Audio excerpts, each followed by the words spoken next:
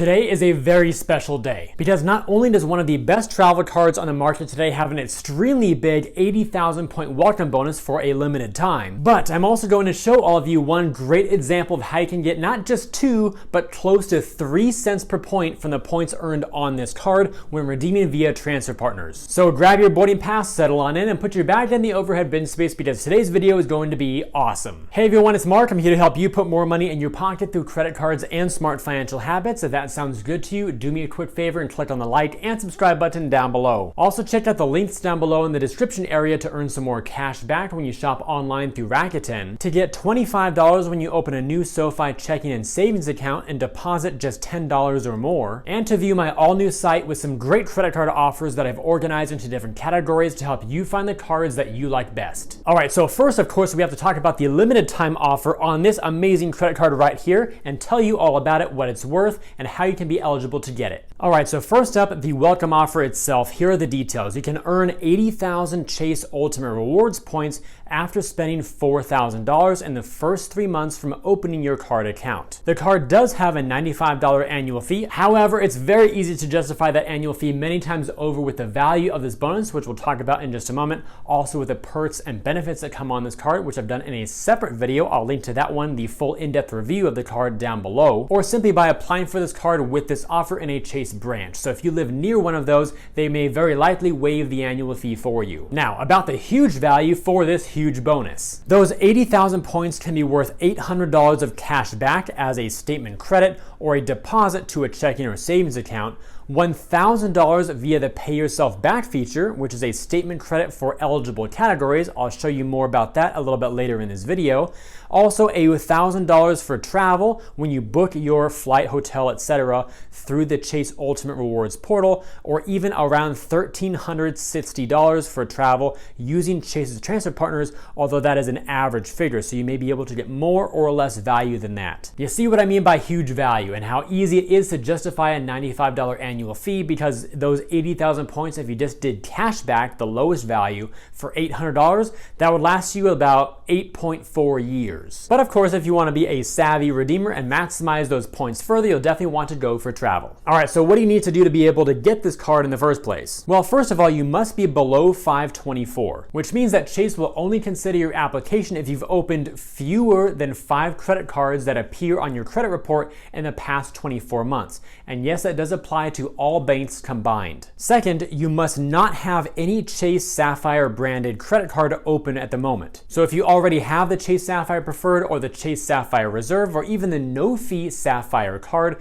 then you're not going to be eligible to apply for this card again and get another bonus. However, if you do have any of those cards open right now, you could call Chase via the number on the back of your card and ask them to downgrade or product change you from a Sapphire card to a Freedom branded card, for example, like the Chase Freedom Flats or the Chase Freedom Unlimited. That would remove you from the Sapphire world and therefore make you eligible again. However, if you do decide to do that, I would allow probably at least a week, maybe 2. I usually go about a full month. That is probably more than necessary. But what I'm saying here is you want to allow some time for Chase's system to fully update, because if you do a product change on one day, and on that same day or even day after, the computer system may not recognize that change just yet. And number 3, you must not have received a Sapphire card bonus in the past 48 months. Also, while the credit score requirements are not published anywhere for this card, I personally want to have a very good, strong score, ideally high 600s, even better,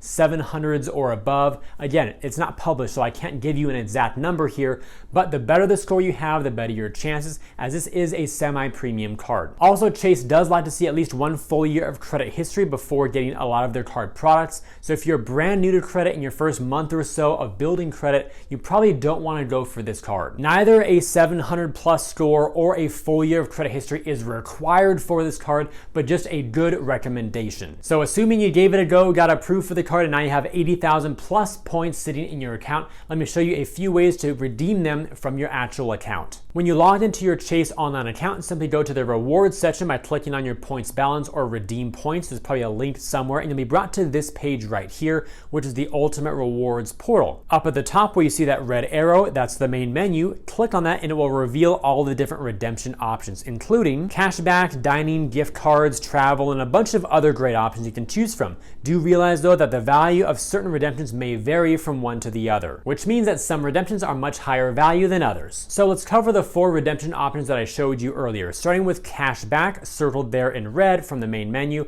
It's a very simple interface to use. It shows you the cashback amount, $800, equaling 80,000 points. That's because each point is worth 1 cent, or another way that Chase puts it, $1 is equal to 100 points. Option 2 is called Pay Yourself Back, which functions very much like cash back as a statement credit to wipe out your transactions, but it's only eligible for certain categories and actually gives you a higher value for your points than cashback does. In fact, you'll get 25% more value. So instead of 1 point being worth 1 cent, they're actually worth 1.25 cents per point. Now, since I did not have any eligible transactions at the time, what you're looking at is an example transaction list. The way this works is that based on the eligible redemption categories at that moment in time, for this example, dining was an eligible category, you see the transaction from T&S Pizzeria, which was for $150. Now, normally via cashback at 1 cent per point, you need 15,000 points to wipe out that transaction and cover it.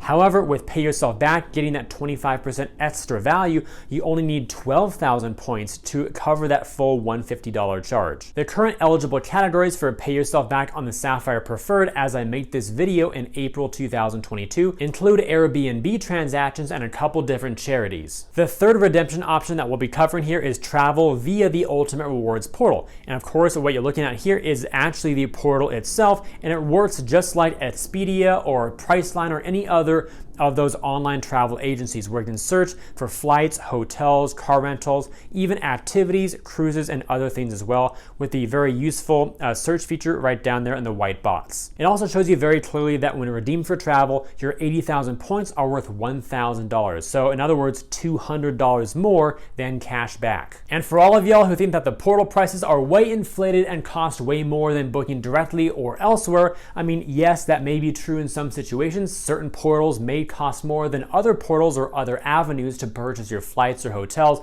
However, that's not always the case, so you definitely want to compare at all times. In fact, here's an example of where the prices are the same. This is a one-way flight from San Francisco to London Heathrow on July 15th, 2022. This was the United Airlines flight 930 with a departure time of 7:50 p.m. and arrival at 2:10 p.m. the next day. The price here for an economy ticket was $850. That exact same flight, again from San Francisco to London Heathrow on July 15th, one-way flight in economy, non-stop, flight UA 930, taking off at 7:50 and arriving at 2:10, was still $850 right on United.com. See, it's not always a ripoff. So definitely compare the portal price versus Expedia versus United.com, whatever you're searching for, same with hotels, same with cruises, and see which one gives you the best opportunity to get the most value for your cash or your points. And the fourth and final redemption method we'll be covering in today's video, it has the potential to give you the highest overall average value based on the unique itinerary that you build and strategically plan. So it's via transfer partners. There's a nice long list of different airlines and hotels here. In fact, here are 2 side-by-side screenshots so I could fit them all on one screen. Currently, there are 11 airline programs that partner with Chase and then 3 hotel programs. All of these transfer at a 1-to-1 ratio unless there's some sort of limited time promotion like you see there with Flying Blue, Air France, KLM, where you're actually getting 25% more miles. However, a 1-to-1 ratio does not have much to do at all with the value you actually get. The ratio simply means you get the same amount of points or miles at the end that you had when you first started. So for example, if you have 10,000 Chase points right now and you transfer them out to another airline or hotel program, you'll end up with 10,000 miles or 10,000 hotel points at the end of the transaction. But although Chase may have set values for their Ultimate Rewards points within Chase's world, like 1 cent per point for cash back or 1.25 cents per point for travel, when you push them out to another airline program, there are different values for every single program out there, and all of those values, or most of them, are actually variable for every single itinerary that you build. Same with the hotel programs. So all that is to say, 1 point is not equal to 1 point is not equal to 1 mile. Yet it's these transfer partners that when used strategically to build the right type of itinerary that may allow you to get way outsized value beyond what Chase or especially what cashback could ever do for you. Here's an example. We'll take that same one-way flight that we saw earlier. Again, one-way ticket from San Francisco to London Heathrow, taking off at 7:50 at night and landing at 2:10 in the afternoon. This is United Airlines flight UA930. This will be an economy ticket with a cash price of $850. Now, if you simply charge this ticket to your credit card and then redeemed your points for cash back, then you would have to redeem 85,000 points to be able to cover that. However, if you book through the Chase Ultimate Rewards portal, then you'll be able to get your points worth 25% more. So it shows you right there, instead of 85,000 points, you'd only have to redeem 67,984. And that's a great first step because you're already saving 17,000 points right up front by going through Chase's portal instead of doing the cashback option. However, it can get a lot better. Here is the exact same flight on United's website using United Miles. I'll even zoom in once again and show you all the fine details to verify. One-way flight on July 15th, 7:50 p.m. takeoff from San Francisco, 2:10 p.m. landing in London Heathrow, flight UA930 in an economy flight. But now the cost is only 30,000 United Miles plus $5.60 in fees and taxes. Crazy, right? In fact, let's take a look at the math breakdown to see how crazy this really is. If we were booking this flight through the Chase Ultimate Rewards portal and paying with Chase points directly, that $850 flight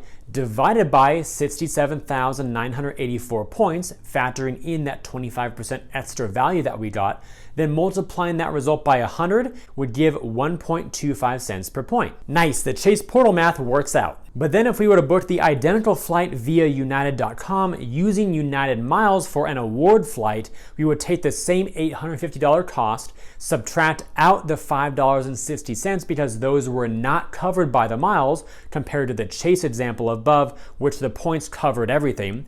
Then we took the result of that, divided that by 30,000 miles, multiplied that by 100, and we got 2.81 cents per mile, which you could alternatively say as 2.81 cents per point because United is one of Chase's transfer partners, which means instead of using 85,000 Chase points or 67,984 Chase points, you could use just 30,000 Chase points. Start with those 30, move them from Chase over to your United Mileage Plus account, and then from there, book your award flight using your new 30,000 United Miles that you got from the transfer to get that flight. And that was a prime example of how transfer partners can yield massive outsized value above and beyond cashback or portals or anything else. Of course, that was just one example, and it's very possible to use transfer partners the wrong way and get worse value than Chase could give you through its own portal. That's why you want to look at the portal, look at going direct, look at other options, and compare them all. So whether you want some straightforward, easy to use cashback or straightforward, easy to use travel via Chase's portal with a guaranteed flat rate,